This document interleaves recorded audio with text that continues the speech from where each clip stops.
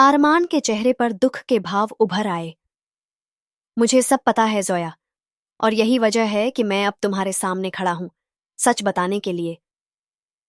सच्चाई की दस्तक आरमान ने कुछ देर चुप रहने के बाद कहा, मैं उस रात तुम्हें छोड़कर नहीं जाना चाहता था, लेकिन मेरे पास कोई और चारा नहीं था।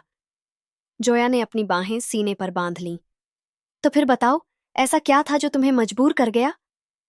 आरमान ने गहरी सांस ली और बोलना शुरू किया। मेरे पिता, जोया, उन्होंने मुझे मजबूर किया था। क्या? जोया चौंक गई। हाँ, मेरे पिता मेरे और तुम्हारे रिश्ते के खिलाफ थे। उन्हें लगा कि अगर मैं तुम्हारे साथ रहा तो मैं उनके बिजनेस को नहीं संभाल पाऊंगा। उन्होंने मुझ पर बहुत दबाव डाला। और फिर आरमान की आवाज हल्की हो गई। फिर क्या? जोया ने पूछा। फिर उन्होंने धमकी दी कि अगर मैंने तुम्हें नहीं छोड़ा तो वो तुम्हें बर्बाद कर देंगे, तुम्हारे करियर को खत्म कर देंगे, तुम्हारी जिंदगी को नर्क बना देंगे। जोया की आंखें फैल गईं। और तुम डर गए? आरमान ने सिर झुका लिया। हाँ जोया, मैं डर गया था, लेकिन डर अपने लिए नहीं था, तुम्हारे लिए था। मुझे लगा कि अगर मैं तुम्हें अपनी जिंदगी से निकाल दूं तो तुम खुश रहोगी, तुम आगे बढ़ जाओगी। लेकिन मैंने ये नहीं सोचा था कि इससे तुम्हें कितना दर्द होगा। वर्तमान की उलझन जोया के दिल में हलचल मच गई थी। क्या ये सच था? क्या वाकई आरमान को उसे छोड़ना पड़ा था? लेकिन अगर ऐसा था भी तो उसने कभी बताया क्यों नहीं? तुम्हें लगा कि तुम मुझे छोड़ दोगे और मैं सब भूल जाऊंगी? आरमान ने उसकी तरफ देखा। उसकी आंखों में पश्चाताप था। नहीं जोया, मुझे नहीं पता था कि मैं खुद भी तुम्हें कभी भूल नहीं पाऊंगा।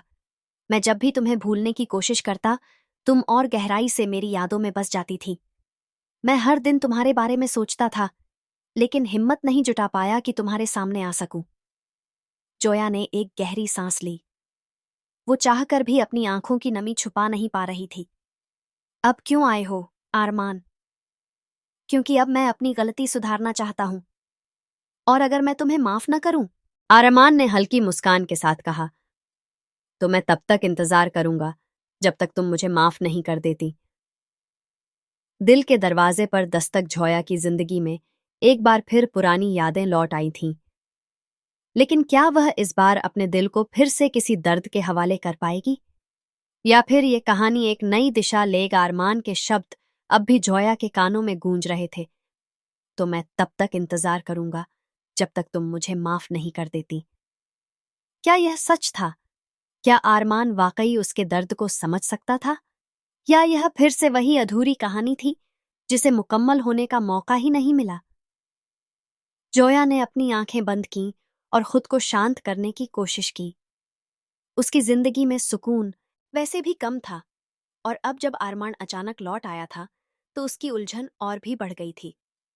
उसने गहरी सांस ली और ठंडी आवाज में कहा, आरमान, मैं कोई फैसला इतनी जल्दी नहीं कर सकती। अगर तुम्हें सच में मेरे जवाब का इंतजार है तो तुम्हें वक्त देना होगा। आरमान हल्का सा मुस्कुराया। मैं तुम्हें जितना भी वक्त चाहिए दूंगा, बस इतना जान लो कि इस बार मैं तुम्हें खोना नहीं चाहता। जोया ने उसकी आंखों में झांका। वहां वही पुराना प्यार था, लेकिन उसके साथ पछतावा भी था। क्या वह अपने दिल को फिर से इस आग में झोंक सकती थी? यादों के साए उस रात जोया बहुत देर तक सो नहीं पाई। उसके कमरे में हल्की रोशनी थी और खिड़की से आती ठंडी हवा उसके चेहरे को छू रही थी, लेकिन उसके भीतर एक तूफान उठ रहा था। उसने फोन उठाया और अपनी पुरानी गैलरी को स्क्रॉल करने लगी। आरमान के साथ बिताए हुए लम्हों की तस्वीरें अब भी उसकी यादों में कैद थीं। एक तस्वीर में वे दोनों किसी कैफे में बैठे थे, जहां आरमान उसकी पसंदीदा कॉफी ऑर्डर कर रहा था। दूसरी तस्वीर में दोनों बारिश में भीग रहे थे। जोया हंस रही थी और आरमान उसे प्यार भरी नजरों से देख रहा था। एक और तस्वीर में दोनों एक पहाड़ी स्टेशन पर थे, जहां आरमान ने अचानक जोया का हाथ पकड़कर कहा था, हमेशा साथ रहेंगे ना? जोया की आंखें नम हो गईं। क्या आरमान को सच में उसका कोई अंदाजा था कि उसके जाने के बाद वह किस दौर से गुजरी थी? उसने झटके से फोन बंद किया और बिस्तर पर लेट गई।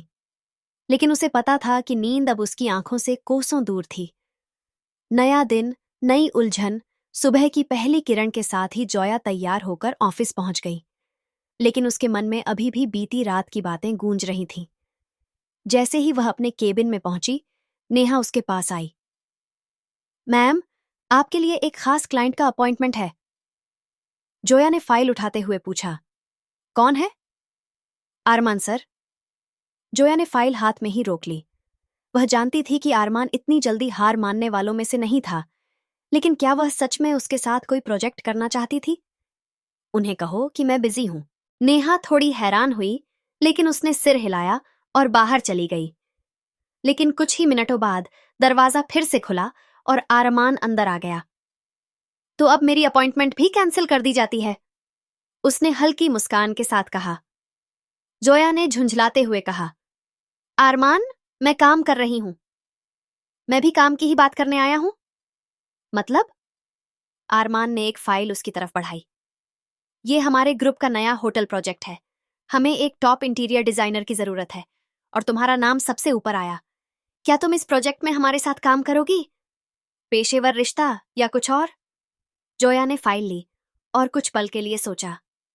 यह एक बहुत बड़ा प्रोजेक्ट था और इससे उसका करियर और भी ऊंचाई पर पहुंच सकता था, लेकिन इसका मतलब था कि उसे आरमान के साथ काम करना पड़ेगा, हर दिन, हर मीटिंग में।